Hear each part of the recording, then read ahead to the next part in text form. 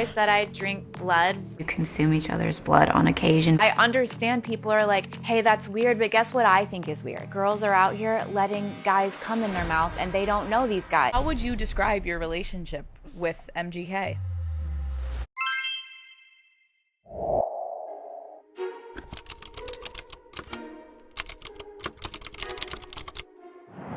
I'm not sure if the Illuminati is real. It probably is. I have not been extended an offer to join.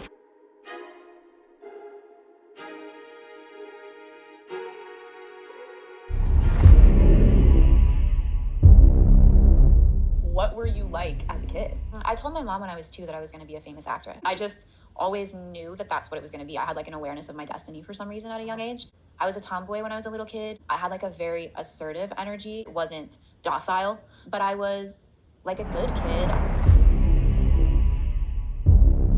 What was the dynamic like in your house? My parents got divorced when I was 3. Both my parents are still alive, and so I want to be careful not to drag them. But I remember my mother's depression was really affected me very deeply. And like if I were to draw an image of my mother from my childhood, it just always seemed like a soaking wet blanket, or like draped over a couch, like weeping. That would be like my image of mother, because I was so connected to her sadness, or her feelings of being unfulfilled, and also her resentment towards relationships. My dad is like really outgoing and funny and charming, and I don't know, she was not fulfilled in that relationship.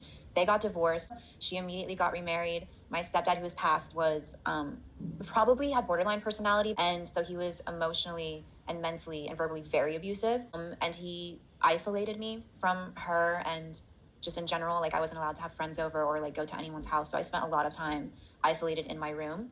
Then I watched her depression through that relationship as well. So the messaging that I received is that men, and marriage in particular, drain you of your life force. And it's an oppressive experience to be in a relationship, or to be in love, or to be married. In particular, being married.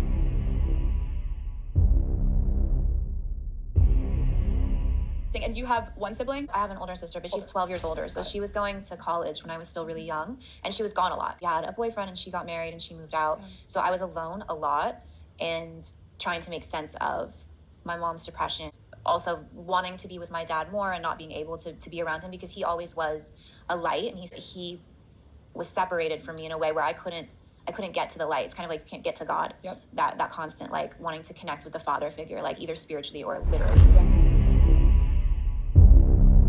In movies you play just like the most popular hot girl, and when you got to high school, what was your high school dynamic like? Were you the cool girl, or were you the opposite of that? I was always a loner, I guess, and not necessarily by choice, but I identify as being an outcast, or being so incredibly unique and unusual that no one could ever understand me. But that actually stems from a family environment where I didn't feel that I belonged and never felt a part of anything. And then as I went out into the world in school, that was also reflected back to me, where I didn't fit into a friend group and I wasn't received well by kids. Really, that comes from a deep wound of looking to have belonged somewhere at some point and never finding a place that I fit. Isn't that lonely? Yeah.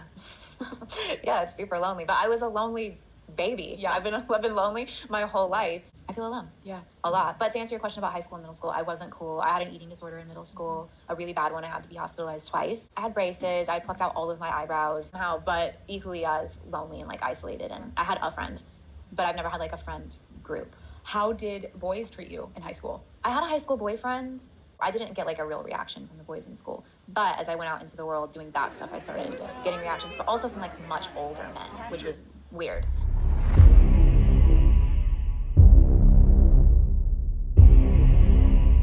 Your ex-husband made headlines recently when he said that you never got to experience being a single young woman because you guys met when you were only 18 and he was 31 at the time. Like, do you feel like you missed out on anything because of that relationship? First of all, let me just say, I was not a great girlfriend to Brian. He was not great to me either all the time. I was not great because I was young and really should not have been in a relationship of that level of commitment. I did a lot of like falling in love with other people all the time. I would go to work and fall in love because I was a kid. And You did get married. I think because then I was so unaware of my feelings. That was something I did kind of impulsively. And I'd already been with him for so many years at that point. Yeah, I never had the full freedom to like be single and experience that life. And I thought for a minute when I got divorced that that's what I was going to do. And I was single for like 3 weeks.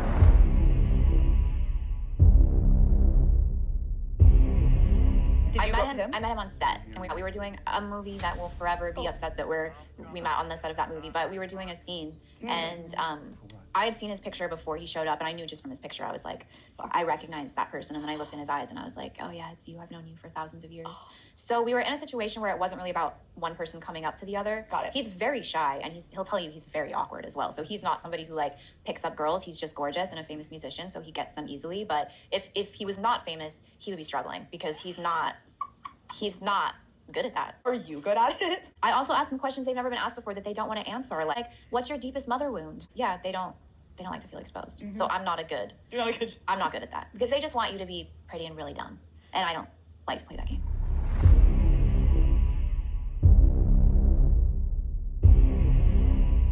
What did you think when you saw the tattoo?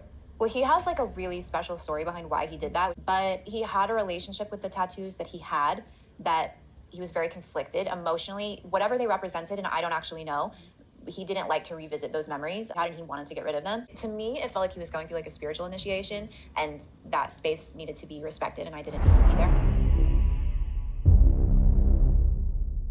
Is that I'm like satanic or do satanic rituals. One time that I said I drink blood ritualistically. But yes, we do consume each other's blood on occasion for ritual purposes.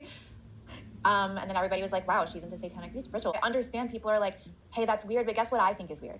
I think it's weird that girls are out here letting guys come in their mouth and they don't know these guys. You're letting somebody put their sperm in your mouth and you don't know what he does. He doesn't even have a job. You met him on fucking Tinder. He's an entrepreneur. Oh, that's disgusting. That makes my back hurt. That makes me sweaty. So fuck you. You're so offended that I got a drop of Machine Gun Kelly's blood in my mouth. Actually was raised like Pentecostal Christian. I'm not currently like a part of the church, but I definitely identify with Christ consciousness, and I'm actually a very spiritual, positive person. I'm not sure if the Illuminati is real. It probably is. I have not been extended an offer to join. I feel like if it was real, I would have been given an offer to join by now because I never really did anything bad. I was never like associated with drugs or alcohol. I was never caught at clubs. I was never arrested. I did step away for a decade, and I did all this work on myself spiritually. And so when I got divorced and I started dating Colson, inevitably I was sort of thrust back into the light, and I thought that either it would be different, I would be attracting a different experience to myself this time because my level of consciousness was so much higher. I have not found that to be the case at all. Like, I've been doing it, it's going on the 4th year now, and it is wearing me down. It's very hard, I think, because I don't have a family support system or like